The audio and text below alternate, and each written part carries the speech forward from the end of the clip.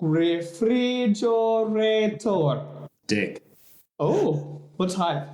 Italian? Maltese? Mediterranean. Oh.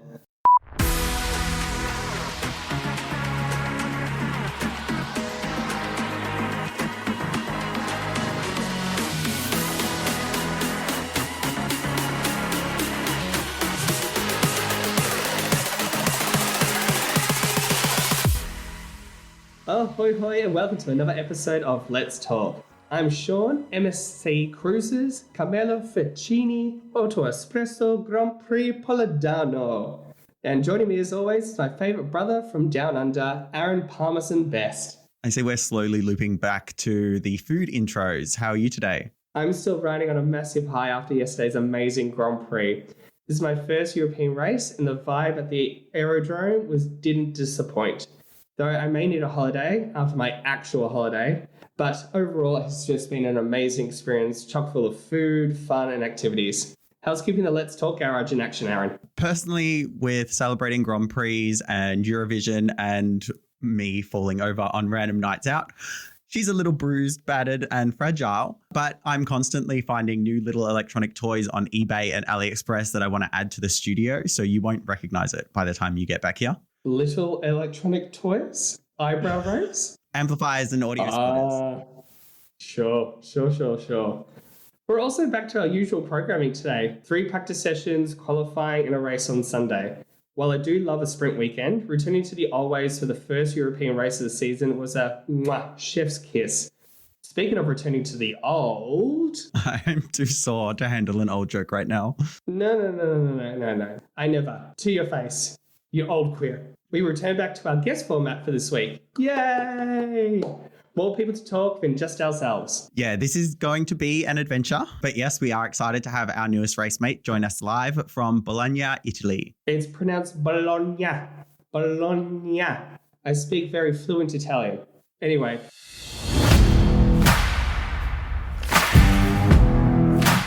This week's race mate is no other than my twin from another mother. He is an Aussie who's been living in Amsterdam for 4 years, a big V8 supercar and Collingwood football fan. He has become F1 obsessed since getting to know yours truly in 2008 and is accident prone and loves to spill food onto himself just because. He has big curls, big ears and a big personality. I'm excited to welcome him to the Let's Talk garage and family. Let's hear it for... Bryce! Thanks. Is that all I... I hear the intros that you and Aaron get and I get the old guy. What do you mean Is this old an guy? ageist joke? You talk about old? I don't think I even threw in old in there, and now you're just saying... Returning to old ways, I believe. That is to Aaron, not to you. That is the format. Welcome, guests. This is Bryce. Hi, guys. I'm glad to be back in my old ways. I've got no words, but Bryce and I are coming to you live from an Airbnb in Bologna. How do we both sound? I'm not going to lie, I am almost looking forward to having you back here so that I get studio quality again, but we're dealing with a lovely echo. Both our voices together echoing is just going to be a fun time. Honestly, think that's just spending so much time together over the years that we just say the same things multiple times like an echo. Who would say it first? I think we say a lot of the things at the same time and then repeat them 4 times because we've realized we said them at the same time. That makes sense. That feels very us. Now, Bryce, where does your passion for motorsport come from? Competitiveness of wanting to win and picking, like my dad followed V8 supercars. So I followed V8 supercars. But then, like you said, when I met you, you were into Formula One because that was more of what you and your dad got into. And it was a new type of racing for me. So I'm not big on, say, the car engine knowledge and tech, but I love picking a favorite and winning. So I play a lot of Formula One video games, and I like to tell myself I can do that corner better than the racing drivers can. Fun fact, this weekend we were sitting next to a lovely couple, and the first comment or sentence that we said with them, or you said to them, was, "Oh yeah, I've done that corner better on my F1 racing sim compared to what that driver just did." And they both kind of laughed. It was quite funny to kind of see. But it was true. I was watching the final corner and I was like, that guy's not taking it the right way. He's meant to come out a little bit wider. And yeah, I'll teach them. I don't think the gentleman liked us. The partner did, but by Sunday, he very much warmed to me because, I was the car nerd compared to you being the sim guy. I mean, his wife was on the same level as me. She didn't know why she was there. She didn't know much about Formula One. She just liked racing. Oh, she was good. She was good. Now, what do you love about Formula One that is completely different from your love of V8 supercars? Speed, for starters. Yeah. I have to say the crowd, from being at Melbourne 3 times, I think, Melbourne Grand Prix, going to Singapore, and now this one, the crowd is very different to a V8 supercar crowd. There's a bit more passion and intensity behind it, I would say, which is really exciting. Apart from that, I would say the open wheel aspect of it just creates a little bit more danger. Yeah, and we don't mind a bit of danger here or there. We didn't see any danger or dangerous behaviour on Sunday's race. No, it was very tame. It was a good race overall, but we'll get into that a little bit shortly. Now, you've been to a number of local and global tracks, whether it's for V8s or for F1. Which race and racetrack do you have the fondest memories of? Oh, I mean, Melbourne for sure, because it's home and I've been there multiple times and I get to see the V8s and Formula One. Yeah. It's a nice double up. But I would say after yesterday, the Ferrari army is insane. Being in Italy and seeing the crowd stand up for Leclerc and a little bit for Sainz, but for Leclerc, amazing. The passion. I felt nervous wearing my McLaren orange in a sea of red. We both wore McLaren orange on Saturday and we were surrounded by Ferrari army. To say that we were barracking for the wrong team potentially at the start, but felt like something, but the McLaren's coming on through was a pretty nice one by the end of it. I just like to think I was wearing a faded Ferrari top. It just faded into papaya. Well, you kind of did with your skin tone. My Tuscan sunset tan is coming along nicely. I have a fond memory of a racetrack with you, Bryce, and I'm more than happy to go and share. Remember our trip to the Phillip Island Raceway in Victoria to see the V8 supercars? What was that for you? Windy. Wet? And not just because I had dairy that morning. Phillip Island because it's right near the coast and we were at the start of the front straight. The wind was just crazy. And I just remember sitting at the fence watching that, seeing them go down into the water, what it looked like. That was really cool. That was a fun one. I also enjoyed the fact that I drove us to the racetrack in a front-wheel drive Holden Barina. I still love that car. But when we were trying to then park it, because it was so wet and windy, it was basically skidding down the car park because we were just in this open field kind of thing. It was just wild. What a fun time. I would say a good memory I have of that is it's such a long time ago that you had burnt a Best of the Saturday CD and we played the Saturdays the entire way down there. So we went like full gay adventure to like toxic masculinity. To say that we live on a spectrum of personalities, I think is to say the least, really. Especially from the Saturdays to some V8 racing. Yeah. Now, we've kind of touched a little bit on the fact that you had some papaya merch over the weekend. You actually purchased that on Saturday. Are you a McLaren boy now? I think Oscar got me into this. I like to try and follow the Aussies. But we were talking about this, that the last time I bought merch was in Singapore, Force India, because I liked Adrian Sutil. And I'm pretty sure Hulkenberg was at the team, and I also really liked the Hulk. I've lost that top. I got curry on it within 20 minutes. So like you said, I got bolognese on my shirt this time, and I got curry on it then. Bryce goes well with food, basically. He just wants to put it on himself for no apparent reason. But yes, so Oscar personally got you into the McLaren t-shirt. Did he phone you or text you? Yeah, it's actually his top. Oh, Yeah. okay. So Like the same size. Savor that moment. Well, how about we get into this week's race? The MSC Cruises Gran Premio del Made in Italia e della Emilia Romagna 2024. That is some butter to poopy bullshit. That is the actual title for this weekend's race. Like, quote on me on this one, Aaron. It is the exact name. Yeah, so there are actual memes out at the moment of an old format of Phoebe from Friends trying to get Joey to say a name. And she starts with MSC Cruises. And he goes, MSC Cruises. She's like, Grand Primo. He goes, Grand Primo. Dal made in Italy. Dal made in Italy. And then she runs it all together and he goes,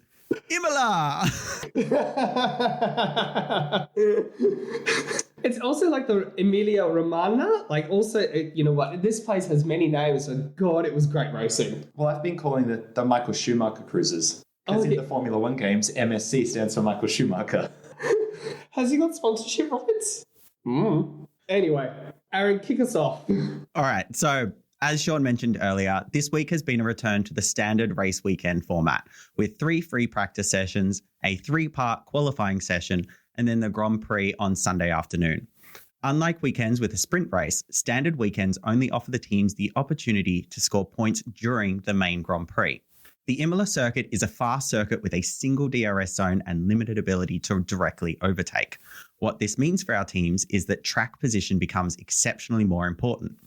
Track position is a term used in Formula One that is not so much a description of where the car is on the physical track, but which place the driver is currently in and the time from the other cars around it or further into the pack. This is an important metric as it helps to calculate the future impact that strategic on-the-fly plan changes will have as the race progresses. A direct overtake is not the only way that a team can gain a position during a race. Strategic overcut and undercut pit stops and the effects of yellow flags, red flags, and safety cars can all provide drivers a chance to clinch a place from their nearest rivals. Take, for example, an early race battle this weekend between Carlos Sainz and Oscar Piastri. Oscar had good pace but couldn't find an opportunity to execute an overtake on the Ferrari in front of him. The next option available to McLaren was the undercut, pitting Oscar first and allowing him to virtually overtake Sainz's future track position before he'd had a chance to pit and land into that track position. The problem for McLaren was that, at the time, the forecasted track position that Oscar would have had after his pit stop landed him squarely amongst a pack of slower cars further down the race. If he tried the undercut before he could be sure that he would be clear of those slower cars on his pit exit, they could easily have held him up and allowed Sainz to pit without the risk of losing his place. Once again, Formula One is proving that it's not just about a fast car or excellent driving. Your strategy plays an important part in how your race unfolds. The team strategists not only have to consider where their driver is right now, but where they'll be in 1, 2, or 10 laps into the future based on a myriad of factors. Thank you, Karun. I'll have to get you your very own Skypad in the future. The historic Imola circuit has delivered an unforgettable weekend with intense battles, surprising performances, and the sheer unpredictability that makes Formula One so captivating. Haas, Mercedes, and Ferrari brought significant upgrades to their cars, adding an extra layer of excitement to the upcoming sessions. This weekend began with free practice 1, where most drivers and teams faced a challenging session. Red Bull struggled to find their rhythm, with 1017 proving to be a tricky spot, causing issues for many drivers. Albon's session was cut short due to an engine failure, resulting in a DNF. On the flip side, the session was particularly special for Nico Hülkenberg, making it his first race at Imola. First ever. F2 driver Ollie Behrman took the wheel of the Haas in FP1. I tried to find his dad to get his phone number, but had no luck. By the end of the session, Charles Leclerc topped the timesheets, followed by George Russell in P2 and Carlos Sainz in P3. In free practice 2, the Ferraris looked even more formidable, improving on the FP1 times by a full second. The tyre of choice shifted from soft to mediums, providing teams more data to create a race strategy for Sunday. Magnussen returned to the Haas for a very quiet session, which is a very smart decision after his race in Miami. Tsunoda and Piastri put in some impressive laps over the session, securing P3 and P2. Yet, once again, Leclerc was the fastest, cementing Ferrari's strong performance for their home race. Free practice 3 died up the drama. Alonso lost control of his Aston Martin and hit the barriers, causing a red flag. Despite their upgrades on the Aston, I feel personally it's been a very average weekend with a continual slump in performance behind the Mercedes. Magnussen struggled to find clear gaps on the track, causing him to get very frustrated on the team radio. Both McLaren drivers excelled, showcasing strong laps and top results at the end of the session. Speaking of the Mercedes, both drivers showed consistency, with Russell securing P4, which is a big step in the right direction for the Silver Arrows. Red Bull's lack of confidence continued, with Verstappen ending in P6, and at the end of FP3, it was Piastri in P1, Norris in P2, and Sainz in P3. Let's get into the surprising qualifying at Imola. In Q1, Hülkenberg, Ricciardo and Tsunoda posted impressive times. Magnussen struggled with a lot of traffic and Alonso couldn't keep his car on the road, with both of those drivers failed to advance into Q2. Q2 saw Ricciardo edge out Perez for the final spot in Q3, while Tsunoda surprised everyone by securing P2. The crowd was intense. In Q3, Verstappen excelled in the first sector, igniting a heated battle with the McLarens. The Ferraris were close behind, with the top three separated by mere fractions of a second. The session ended with Verstappen in P1, Piastri in P2, and Norris in P3. However, Piastri received a 3-place grid penalty later in the day for impeding Magnussen's fast lap, reshuffling the grid. Race day at Imola was nothing short of spectacular. I'm unsure how it looked on TV, but being there in person was freaking amazing. Again, it must have just been that Ferrari crowd. Albon faced trouble with his tyre. Verstappen maintained his lead after turn 1, while Tsunoda had a poor start. The first lap saw all cars run cleanly with the top 5 positions unchanged. Albon faced trouble with his tyre when it wasn't secured properly after his pit stop, resulting in being overtaken on track, plus given a time penalty on top of that. The second half of the field pitted early, while the top teams stretched their stints. Again, a lot of the strategy coming to play here at Imola. Perez had a challenging day, falling out of contention due to older tyres and losing positions to the likes of Piastri, Sainz and even Hamilton. Late in the race, Leclerc and Norris were engaged in a fierce battle, with Leclerc going off track. As the laps dwindled, Norris closed in on Verstappen, reducing the gap to 1.5 seconds by lap 58. The tension peaked as Norris chased Verstappen down to the checkered flag, narrowing the gap to just 0.7 of a second. Ultimately, Verstappen claimed victory at Imola, with Norris finishing a close second and Leclerc in third.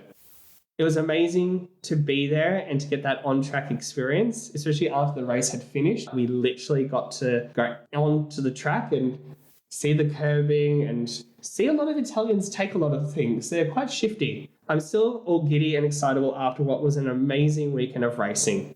So now, boys, how did you find the race? And especially Aaron watching it on TV. It was a fairly uneventful race. The entire start of the telecast was the commentators saying that there was 100% chance of a safety car today. Those exact words, 100% chance of a safety car. And then the race came and we didn't even have a yellow flag. So it wasn't an eventful race. I feel like what really happened with this race was more about like the story arcs of different teams coming up against the Red Bulls and the Red Bulls failing. How did you find it then, Bryce? I know that I felt it was very engaging. Like, we didn't move from the seats for the whole 63 laps. I'm pretty sure for the first 20 laps, I didn't talk, which is rare for me. I'm really interested what Aaron was saying about the commentators, because I also predicted like 1 or 2 safety cars, especially having seen the Formula 2s and the Porsches out there. Yes. I thought the odds were probably going to get something here. I think we had a few offs.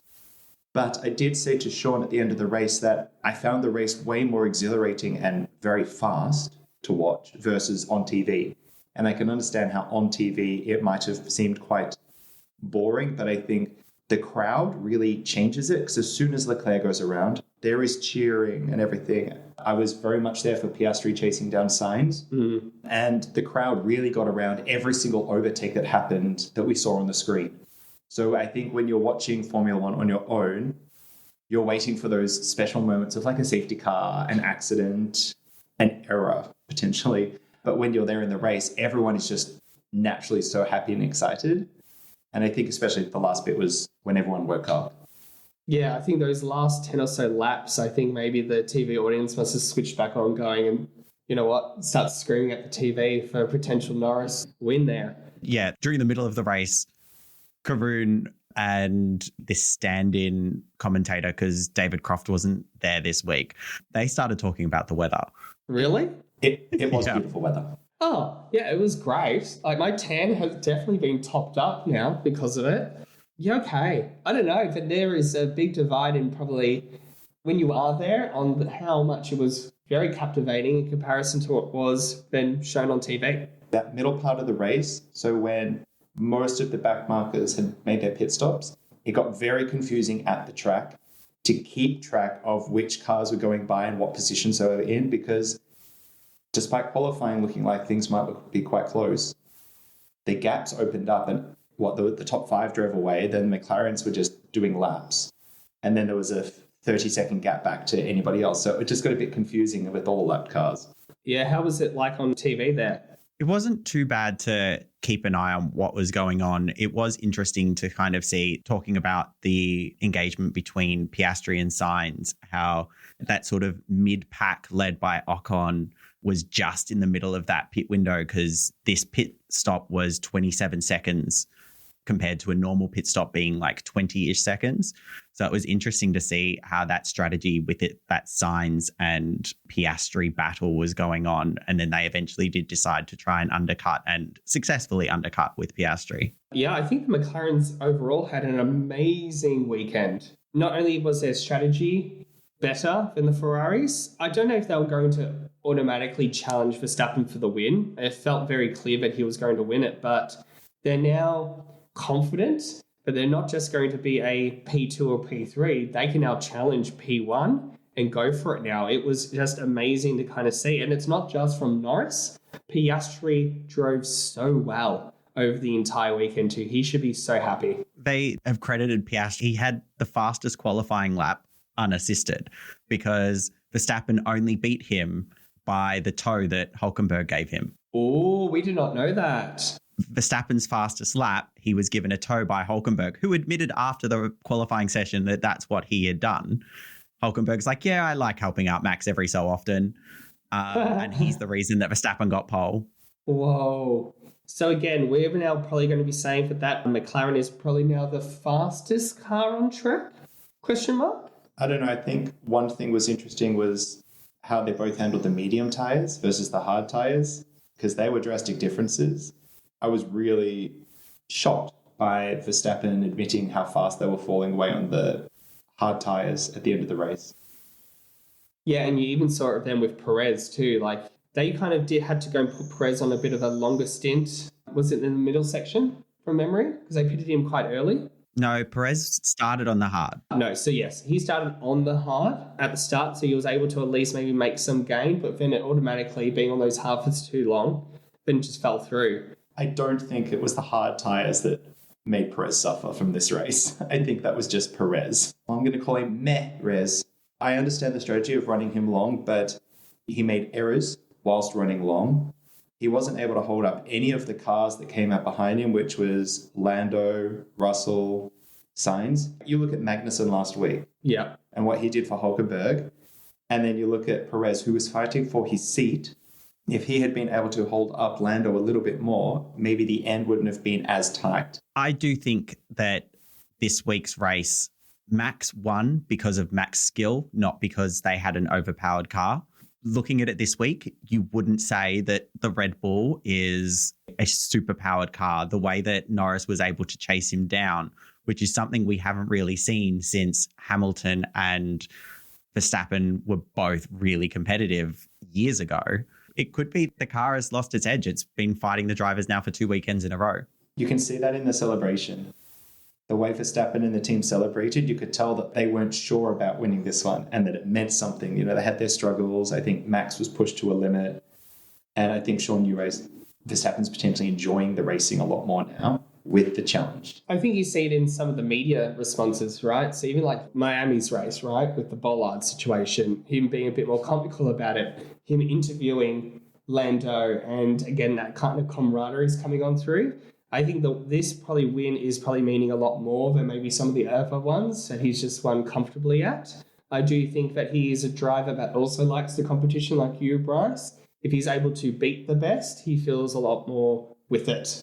But again, maybe it's also Red Bull car development has reached its peak and everyone has now finally caught up, because that's been the entire issue. It's not been the fact that Red Bull has had an amazing car. They interpreted the rules so well that they got to that point. Everybody else really just didn't do enough. So everyone's now always just been catching up to them. And now finally we maybe have, the McLarens and the Ferraris chasing down for that P1 spot every week. It's going to be very exciting to watch. And I don't necessarily think it's just the McLarens that are competitive with the Red Bulls now, obviously seeing Sergio struggles. Both Ferrari and Mercedes bought upgrades to their car this weekend. I think that Sainz was talking down the upgrades that they had for the Ferraris after qualifying, but I think their car was competitive. I think they've got a car that can kind of compete with the Red Bulls. It's just that McLaren is just that little bit further down the track and a little bit more competitive than Ferrari and Mercedes. They're trying, they're not doing too bad. As Russell came out and said after the race, they are in a bit of a no man's land where they're ahead of the back of the pack, but they're falling behind the front. It's tough for Mercedes in understanding where their car is at. It was good that they had a lot more balance. Like you could see that they were quite competitive during the race, but I just don't think they have a lot of that qualifying speed, which is what they need for something like a track like Imola. So I think they're very interesting. Interesting is a choice. I would actually call them quite a boring team right now because they're in that limbo. Yeah. They're not there to challenge the front. And I'm focusing more on the back markers like Alpine and Haas are doing a lot better than I thought they were at the start of the season. You know, so I'm now watching those or the front. And I think Mercedes are just a D-grade front team. Mercedes. Yeah, I get that. But I also think that the reason why it's interesting is their development pipeline is so different compared to all the other cars, and it's interesting to kind of see that it is Russell doing the best out of it. Hamilton is probably just now checked out. They need consistency. They need to be just behind those Ferraris at minimum. It'll be interesting to see if they're able to just keep that. They're not going to keep on being in front of those, beating McLarens or Red Bulls. They just need to be decreasing the gap to those third team and try to salvage as many points as they can. And I did find it interesting that they made the strategic decision to pit Russell for a second time to put him on the softs towards the end of the race. He got fastest lap, I believe, which was their intention. Yes. But I think that the idea of pitting Lewis put them at risk of losing one of the P6 or P7 that they had. And so they pitted P6. Lewis moved up into P6. Russell came out on faster tyres and still managed to hold on to P7. So they made a really interesting strategic decision to get that extra point. So they are still trying. Russell says that the feeling in the garage is positive. Do we know who their driver might be for next year? The whole Kimi Antonelli news swirled, I think, over like the last week in terms of a driver's license. Do you think Mercedes are hoping for a young gun to come on in to help them for next year? I think Kimi's going to be on the grid next year. If Mercedes can't draw someone like Sainz, they will take Kimi. If Mercedes don't take Kimi, Williams will. What's your thoughts, Bryce? Especially being an avid F2 follower these days. I mean, I get really disappointed that some of the good performers in Formula 2 end up having to have 1 or 2 year breaks before being able to step up. I think there's momentum that potentially gets lost there. And they do stick to some more funded drivers that get to stay in the top tier, unfortunately. Oh, that sounded very political of you. Well, that's Formula 1. But I don't know Antonelli's financial situation. And that's what happened with Logan Sargent. Logan was competing with people like Oscar back in Formula 2, and then he lost all of his sponsorships and wasn't able to make the leap into Formula 1. Whereas Oscar didn't, and Oscar managed to do that. And you look at Théo Pourchaire, he's been looked at for a long time. To go back to gaming, he's in the 22 Formula 1 game. After 2 seasons, when Hamilton or Alonso retires, he gets pulled in. Right, so he's already in the mindset of Formula 1 since 2022. He won it last year, and now this year he doesn't have a seat because I think it was Alfa Romeo were going to potentially put him in and take Zhao out. Yeah, which is not going to happen now, really. Like, with the change of the Sauber, which was Alfa Romeo, now morphing into Audi, their direction is probably not going to go down that way. Even we said Jack Doohan, the Aussie, he's under Alpine, and now he's a reserve driver for them. So I just think it's unfortunate to have a year off. So if Antonelli is showing promising form, it'd be amazing to see him step up into a Mercedes would be very interesting. And I think the issue at the moment is that Sainz has a lot of control in the silly season driver market. He's biding his time. He's waiting for the best opportunity to present itself before he makes a choice. Let's talk about the Sainz and Leclerc battle between those two. Are we thinking now, Sainz did very well early on in the season, Leclerc seeming now to kind of increase his performance. The love for both of them was very evident by the crowd. You know, I think that's just that Ferrari love there.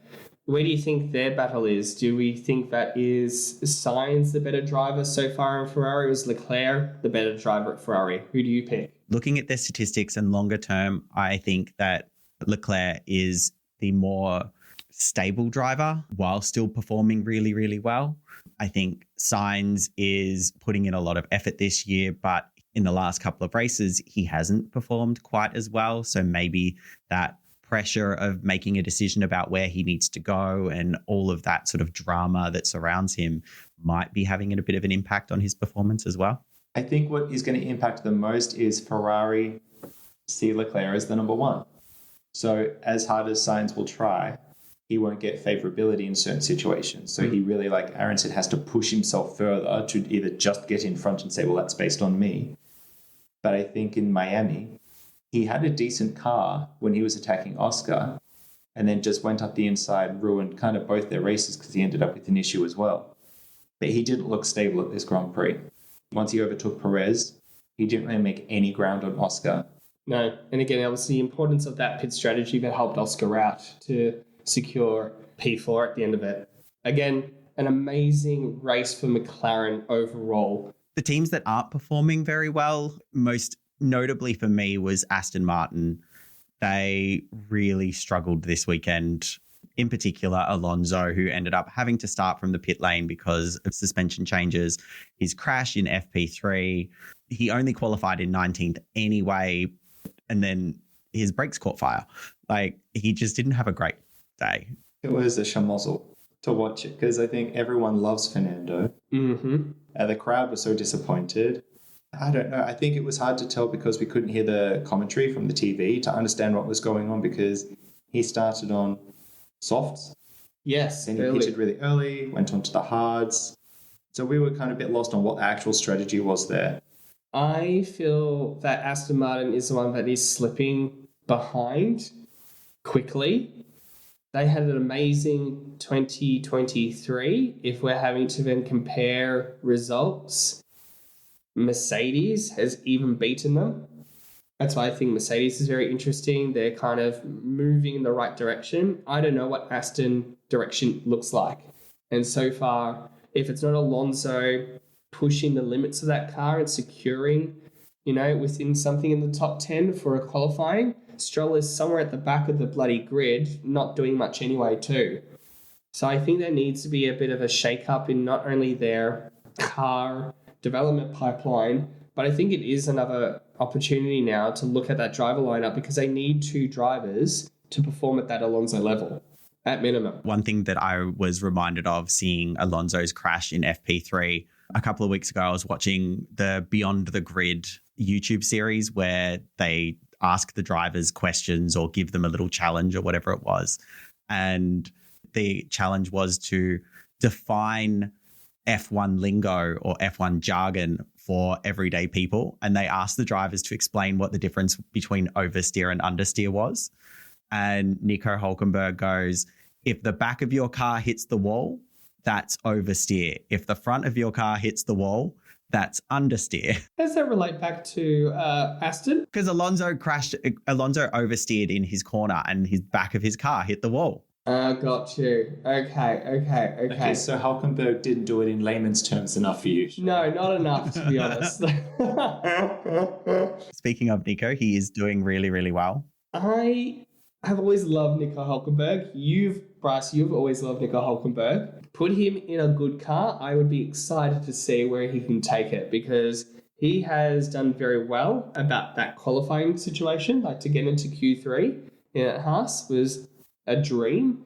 The issue is it's probably race, but you know what? It was still able to go and do a decent enough job, even with him having struggles overall. So again, Nico is shining in that Haas team comparative to Magnussen, who was not. Though Magnussen kept his nose clean this weekend, which was nice. Are you happy with that, Aaron? Are you happy with him being, muted? Yes, I did like that. I did also see a quote from him. It was after qualifying, after Oscar had impeded him in Q1. Oscar was called to the stewards and they also called Magnussen to the stewards because he was the one impeded.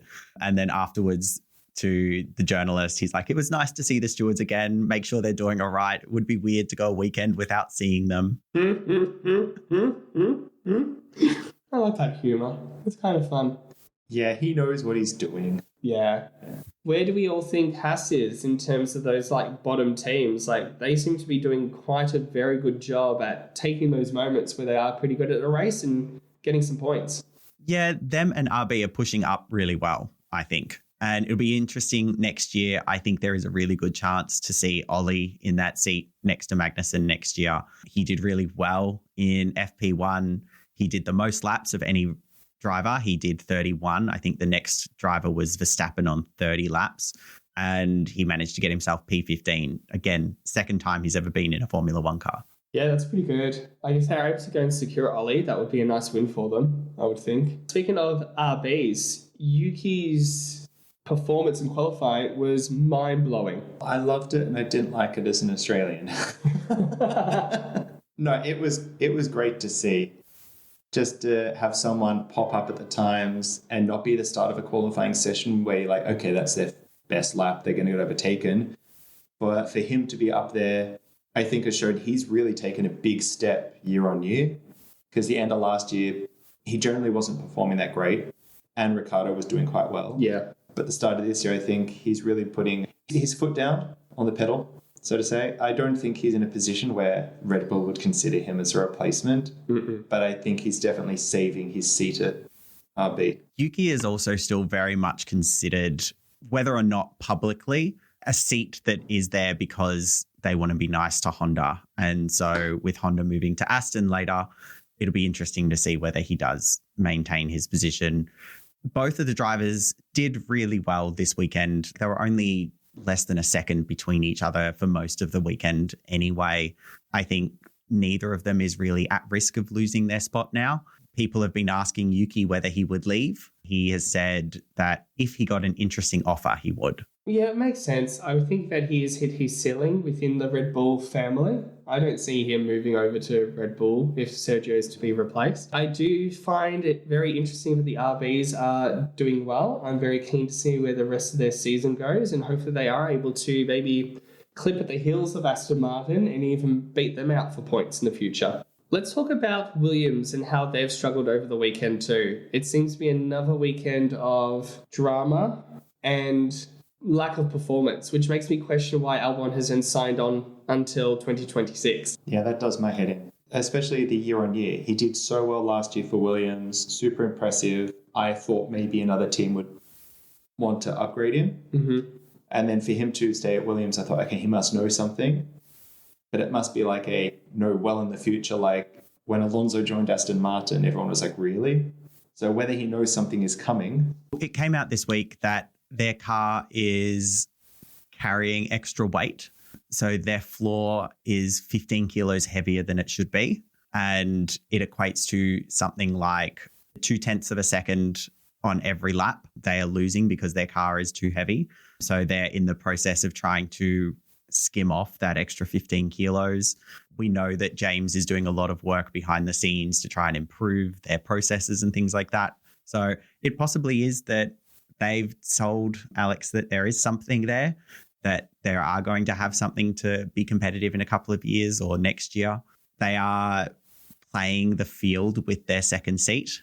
They're potentially saying, oh, there's a few different people that we've got lined up. Even Sainz has been mentioned in the second seat for Williams. Most recently, I've been hearing Bottas had a meeting with James Vowles. It could be very interesting to see if that actually comes on through. So we can probably even assume that Logan's seat is then gone. Logan had a not bad race at Imola. Credit to him. He wasn't out. Didn't smash the car. I will say that I think Logan actually messed up Tsunoda and Ricciardo, because he hadn't pitted and Tsunoda and Ricciardo both had, and Tsunoda took about 5 laps to get around Sargent, and the only reason Ricciardo got around him was he pitted. And that also created a gap for Perez to fall into. Hulkenberg was already in there, but I think Tsunoda may have had more opportunity to get in front of Perez, which could have been really interesting. I think the caveat with Logan is we need to take into the mindset of these are the elite of the elite drivers. To be considered as one of the 20 is an amazing achievement, but you just know when you kind of then look at their performance compared to everybody else, it is just lackluster. So, of course, it would be very interesting to see like a Bottas or a Sainz potentially in the Williams, but that Williams car needs to be correctly attaching tyres at pit stops, needs to be 15 kilos lighter. It needs to be on form, or else it just looks like they're struggling. They could at least look nice if they're going to sit at the back of the pack. The other two back of the pack teams with Sauber and Alpine, at the start of the season, Alpine was struggling so badly that no one looked bad next to them. And now they're starting to claw their way back, that Sauber is just looking bad compared to Alpine's now competing with them. I didn't find anything interesting in what Sauber did this weekend, whereas Alpine, they struggled for pace, but they were doing a lot better than the start of their season would indicate. Yeah, and I think it's just the fact that Alpine have been having updates. I don't know if they've mentioned anything from a Sauber end in terms of their updates to the car too. I think it's just the fact that Alpine have just been trying to do as much as they can to give their two French drivers a car to go and drive, and it was evident. We're seeing some nice progress coming through with those Alpines. As far as their silly season goes, their next year drivers, both of the drivers are still out of contract. It is expected that Pierre will be there next year. Ocon, however, is shopping around from his perspective. So he's potentially hoping that he gets a good offer. Yeah, so I wonder if having the two of them close by was actually a worthwhile deal in the end. Maybe Ocon's gone, I can't deal with this anyway. Plus the team, time to go. One question I did have for you two, because I didn't watch a lot of the pre-show or anything like that, because it was the 30th anniversary of Senna's crash at Imola. I saw that his name was on the trophy this year. Did they do much else at the actual event? From what I could tell, there was a lot of advertising that it was the 30th. So around the track, there were a number of different posters. You've also got the Senna Memorial within the racetrack itself. So there was a lot of people there, a lot of flags, a lot of posters handmade by people for the love of Senna. So that was actually really wonderful to see. That should have been on our socials, so you should have seen that over the weekend. And then from a performance on track, they had Vettel driving Senna's car. So he did around 5 or so laps, probably between 3 and 5 laps around the circuit as a commemorative kind of moment there. Yeah, they did a little bit, which was quite nice. What was interesting after the race, when everyone ran onto the track, people all ran to the corner of the track where the accident happened because they had another big poster up at that corner saying 30 years and people were getting photos all around that corner. So it was a big moment, I think, for everybody that was at the track. So that's what we could able to see during the race. Can I add to that Senna thing? I don't know if you guys have seen online. I think it was Hamilton that got T-shirts made. Someone got T-shirts made, the yellow T-shirts with blue and green that said #forever. Alonso, I think, for all the drivers, and they all had a day on the track, and they did this huge photo and everyone's wearing it. It's personalized with their numbers on the back. Verstappen is standing there in just Red Bull kit. Everybody else is wearing these T-shirts and Verstappen's just Red Bull. Maybe he didn't get a T-shirt. Which is interesting because a lot of the stuff that I did see over the weekend that was related to Senna did very much compare him and Max quite a lot as performers. Yeah, I wonder if they kind of did the same with Lewis Hamilton when his career was emerging. I don't remember. There was a fair amount of stuff on track. So, shall we now move to our tops and bottoms of the week? We ready? We prepared? Yes? Aaron, do you want to start? All right. My top for this week was that the grid is starting to tighten up a little bit, rather that there are a distinct leaders, midfield and back markers more now. It's not just a two sort of party race where we've got all the leaders up the front and we've got all the back markers down the back. We've got this kind of midfield of the RBs, the Haases and the Mercedes, which makes race strategy a little bit more important, like we saw with Oscar having to make a strategic decision about where he was going to come out after he pitted, whereas a few races ago, any of the front leaders could pit and know that they would safely come out in front of the back of the pack into clean air. So it was really good to see that we're starting to see a little bit more diversity in the track. It's not just the leaders and the rest. My bottom for the week, this track on TV, as we said earlier, it didn't provide a lot of action. It didn't provide a lot of opportunity for overtake. We watched the weird kinked DRS zone and watching the drivers kind of fall back through the corners and then try and catch up at the DRS zones and never quite being able to make a really good attack. It got a little bit stale watching the telecast. Bryce, what was your top and bottom of the week? The top would have to be the Ferrari army. I felt nervous to cheer for McLaren amongst them. But it was really, I think, Ferrari in Italy, fantastic. The sea of red, it was just a great amount of passion to be a part of. Found myself clapping for the wrong team. And the guy next to us said, "Are you just going to clap for everybody?" And I said, "Yeah, because I'm nervous." You've been to the Dutch Grand Prix, haven't you? No. Oh, so you haven't seen the Sea of Orange yet? No. The problem with the Dutch Grand Prix is it sells out so quickly. It's really hard to get tickets because the Dutch are obsessed with Formula One.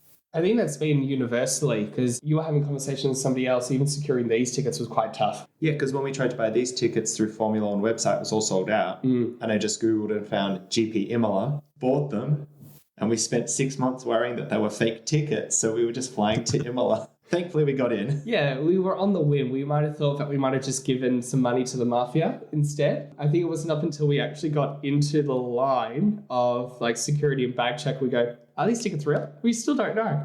We don't know. And when we got through, we're like, yay! That can be our combined top for the week. Yeah. Oh, wow. Yeah. What was your bottom? Has to be Alonso. I was just confused, bamboozled, sad, let down. I know we talked about Aston falling back, but Stroll had a decent race in the end. He did some overtakes. I was quite happy. But Alonso, I don't know. It just really disappointing to go to a race and see someone that's so amazing.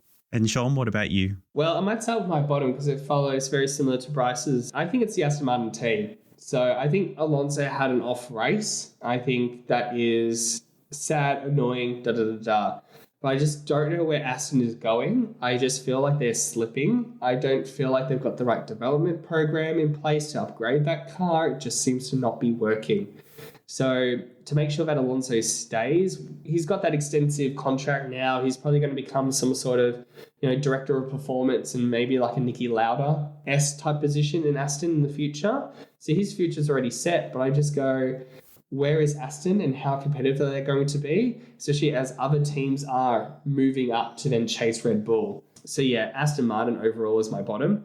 And my top was the European Grand Prix experience. It has just been an amazing weekend to experience this. I recommend anyone to go and do a European Grand Prix. It is just crazy. The crowd are insane, and the love of Ferrari here in Italy is just profound. Again, that sea of red, the people, fantastic. So overall, it was just an amazing race, amazing experience for me personally to be here. So yeah, that was basically my top of the week. Alrighty, now thank you so much for a fun-filled episode. Bryce, before I let you go, I have one more question for you. What are you most looking forward to for the rest of the F1 season? Driver movements. Oh, There's, like Aaron said, there's a lot of silly season going on. Carlos Sainz has a lot in his hands, so I'm just curious to see how that turns out. yeah. Science is the biggest one you want to look for, or is there any others that you're kind of keen? I think Sainz has probably the biggest domino effect where he chooses to go. Like Aaron mentioned about Mercedes, that they're kind of looking at Sainz or Antonelli. But if Sainz chooses something that affects Antonelli, affects Williams, it probably affects where Ocon's going to go. Nice. Well, thank you so much for joining us on the Let's Talk podcast. Now, we better hurry up and actually start to get our butts to the airport because we've got a flight to Barcelona. Vamos! All right. Shall we go? Let's go. All right. I have to pack. Really? No. What's more left to pack? Whatever we can steal from this really nice Airbnb. I think I've got a couple of items and some books over there. So, yes, we may go do that. Okay, I see how it is. Well, next week we head to the world's most famous tax haven for arguably the most hotly anticipated race of any Formula One calendar as the teams make their way straight to Monaco and Charles Leclerc's home race. Make sure to subscribe to Let's Talk wherever you get your favourite podcasts to be notified when our review of the 2024 Monaco Grand Prix drops. Plus, come and find us on social media at Let's Talk Show to weigh in on our tops and bottoms and let us know what you thought about the Imola Grand Prix. But for now, that's all from, well, me. Thanks for tuning in, and we'll catch you next time on Let's Talk.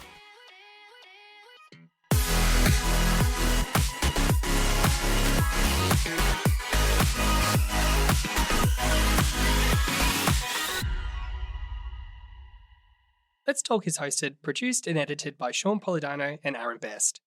Our show is an entertainment podcast. The views expressed by our hosts and guests are for entertainment purposes only. Let's Talk is recorded in Paran in Melbourne, and we'd like to acknowledge the Wurundjeri Woi-wurrung and the Bunurong people of the East Kulin Nation, the traditional owners of the land. We pay our respects to elders past, present and emerging.